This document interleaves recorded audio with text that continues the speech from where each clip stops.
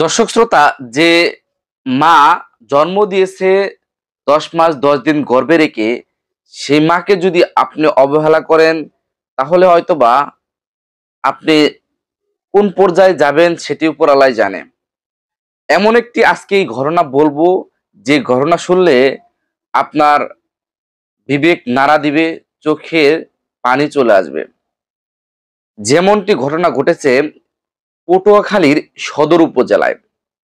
একটা জিনিস খেয়াল করে দেখেন, যে যে মা সারাটা জীবন ভিক্ষা করে তাদের মানুষ করেছে, সেই মাছ মুরগির খোপের ভিতর বসবাস করছে।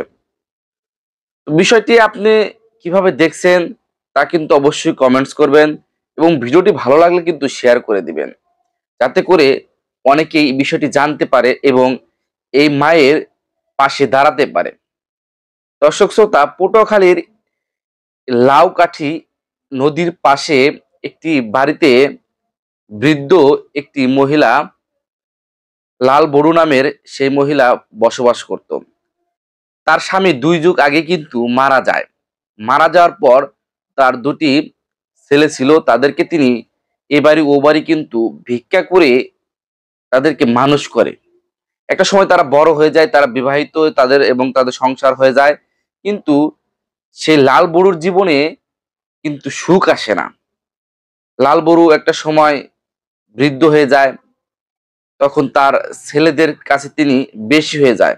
তার ছোট ছেলে তার কোনো খোঁজই নেয় না, বরং বড় ছেলে যে খোঁজ নেয়, সে তার বাড়িতে থাকে, তবু তার ঘরের ভেতর তার জায়গা হয় নাই। তার জায়গা হয়েছে কোথায়? মুরগির যে খোপ রয়েছে সেখানে। বিষয়টি চিন্তা করে দেখেন, সেখানে সে এই গরমের ভেতরও সেখানে থাকে, এই শীতের ভেতরে সেখানে থাকে। এই যে জলোচ্ছ্বাস হলো, সেখানে নাকি এই তলে গিয়েছিল, তার মধ্যেও নাকি সে মুরগির খোপে থাকতে হয়েছে।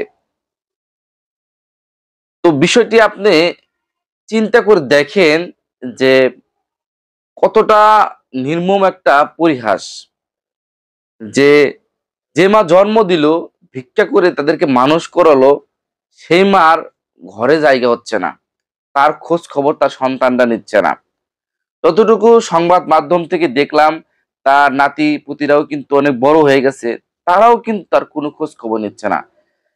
তার টয়লেটে যেতে হাত ভেঙে গেছে, সেই হাতেরও চিকিৎসা হচ্ছে না, সেই হাতের ব্যথায় তিনি কাতরাচ্ছে। তো দর্শক শ্রোতা, এমন জিনিস যদি দেখেন তাহলে আসলে মেনে নেওয়ার মতো না। তো ভিডিওটি অবশ্যই শেয়ার করবেন, যাতে করে তার পাশে কেউ দাঁড়াতে পারে।